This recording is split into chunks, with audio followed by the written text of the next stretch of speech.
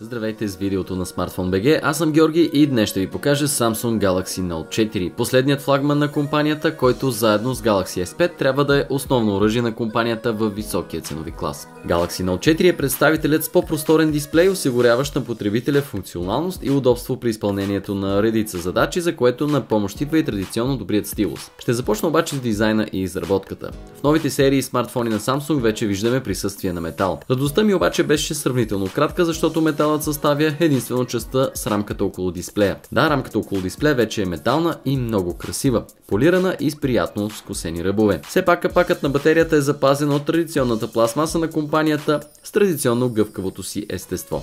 Разбира се, тази гъвкавост не бива да ни подлъгва, защото често пъти този тип пластмаса се деформира и наранява много по-трудно от металните повърхности при изпускане, да кажем. Текстурата на гърба отново е запазена, но като че ли тази в предишния вариант си остава мой фаворит, макар и много сходни една до друга. Смартфонът запазва формите, познати до 5,5, а 5,7 инча, с което се доближава максимално до 6-инчовите фаблети, но все пак остава под тази общо взето психологическа граница. Въпреки това обаче ми се струва, че смартфонът можеше да бъде и малко по-компактен, като бъде намалена рамката около дисплея, да кажем, но като цяло имаме немалко хардуер в устройството, така че може би до някъде това е разбираемо. Освен в бяло и черно, Samsung предлагат устройството и в бледо-розово и в леко бронзов оттенък на корпуса, но за момента черните и бели модели се очакват като по-масови на нашия пазар. За останалото ще почакаме и ще видим. Дисплеят вече е подсилен най-вече от към резолюция, а пикселите, които ще открием в него, се равняват на 2К резолюцията от 2560 по 1440 пиксела.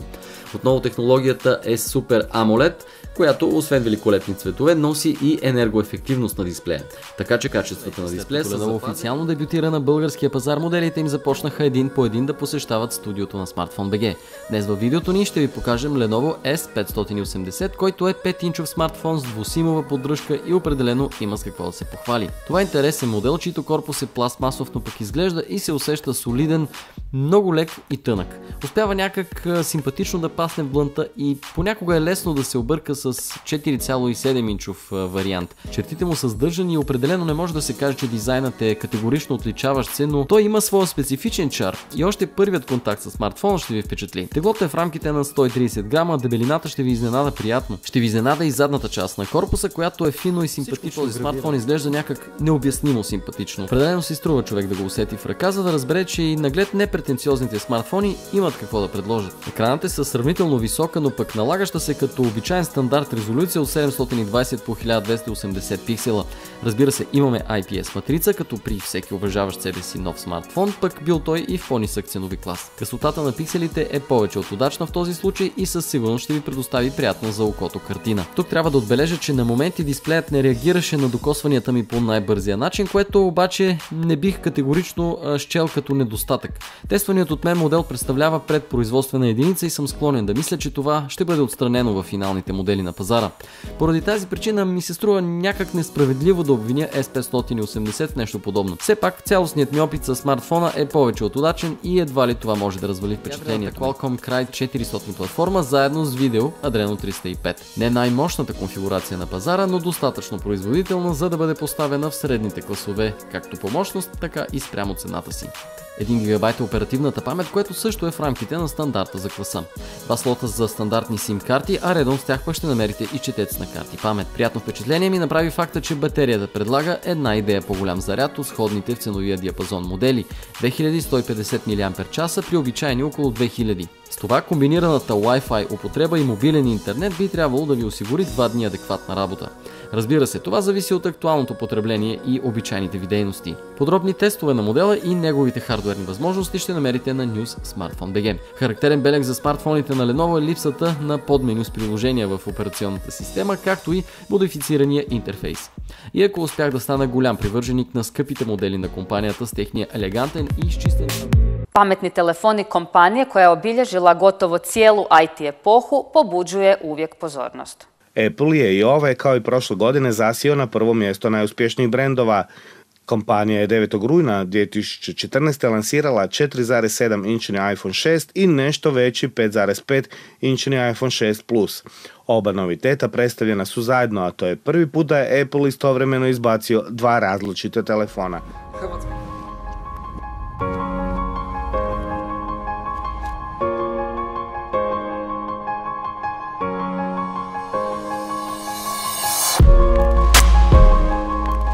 Hey everyone, this is Chad from GadgetGuruHD.com, and in this video we'll be going over some of our top 10 basic tips and tricks for the new HTC One M8. And while some of you more polished Android users may recognize some of these tips, chances are you'll learn at least 3 or more things that will up the functionality of your new device.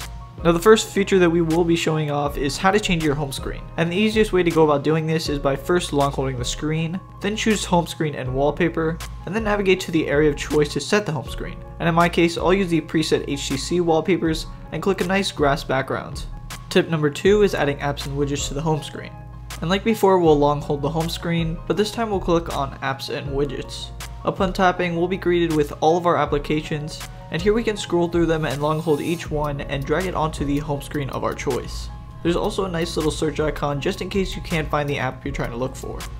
The process is also identical with widgets. Just this time, tap on apps and under the little drop down tab, click on widgets. And like before, you can just drag it in place. You can choose this by navigating to the app drawer and tapping the top left hand side where you'll find a drop down bar, and then you can choose the order of your choice.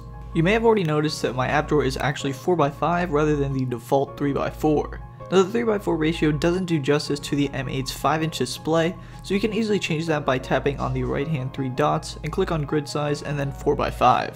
Motion Launcher is pretty darn convenient. It lets you unlock the device by simply picking it up and swiping in your direction of choice. I'm not going to walk through every little bit of it, but you can find all the controls in the settings, then navigate to display and gestures, and then navigate to Motion Launcher gestures. There you can identify all the different controls such as swiping up to unlock, double tapping to unlock, and much more. Most people I know that have the M8 aren't really aware of all the different motion launcher controls and gestures, and it's something that I use on a daily basis and really something I honestly can't live without anymore. Alright, so the next thing that we're going to demonstrate here is how to adjust the toggles. If you haven't already gotten to the toggles, you can simply swipe down from the top of the screen and then press that button on the top right hand corners, and then you can activate all of your different toggles. I'm able to adjust the brightness, turn on and off Wi-Fi, but another cool thing that you can do is actually change which toggles are actually there. So just go ahead and press that little pen or drawing utility right there on the top of the device, and here you can swipe around and choose which toggles are actually to be displayed. This is probably one of my favorite features, and it's something that's not on a lot of other phones and tablets. So that right there was our basic tips and tricks, 10 of them for the HTC One 2014. If you did enjoy this video, be sure to give it a thumbs up. And if you guys want step-by-step directions, you can find a link down below to our website. Anyway, thanks for watching everyone. Be sure to subscribe for more HTC One coverage. And if there's anything else you want to see, please do leave a comment down below and we'll try and get back to you guys on that. Thanks again for watching, and we'll see all of you guys in the next one.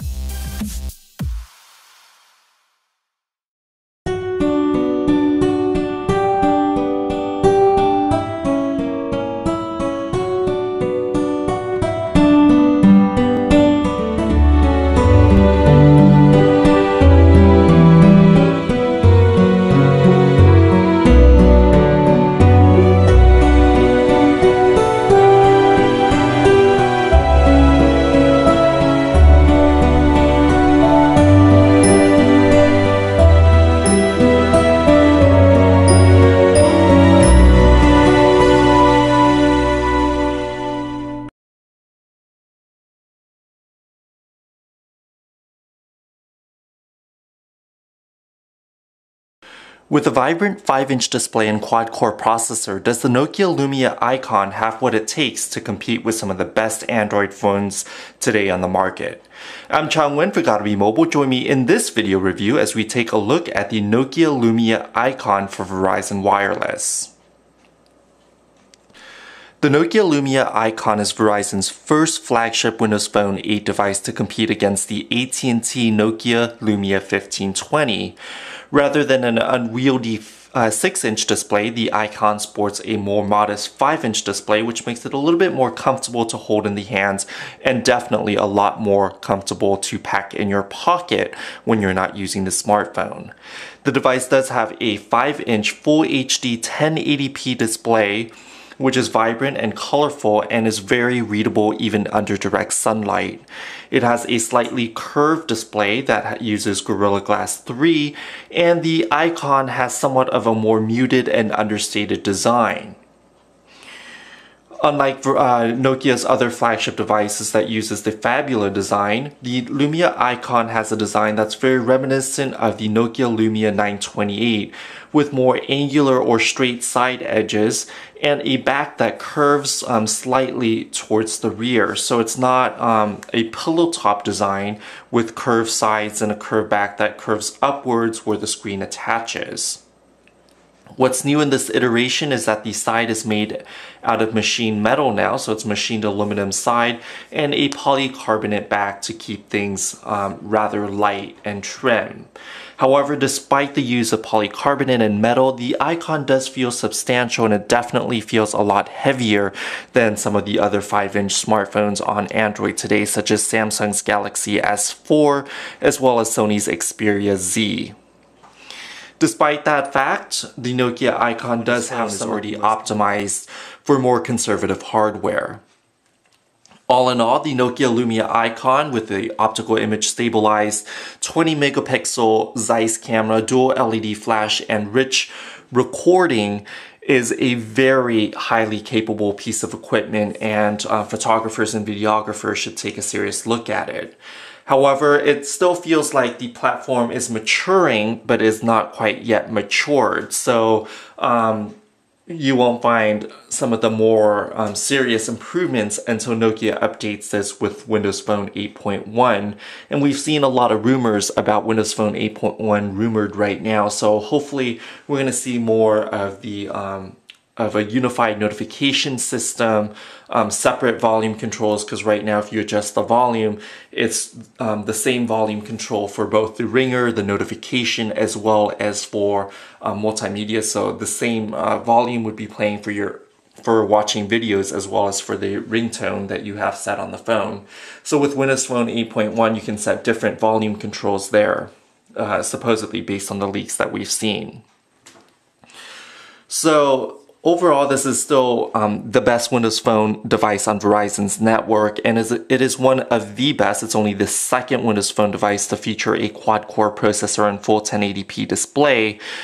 And unlike the first one, which is available on AT&T, the Lumia Icon is more manageable. It fits in your hands more comfortably. So this is a great phone.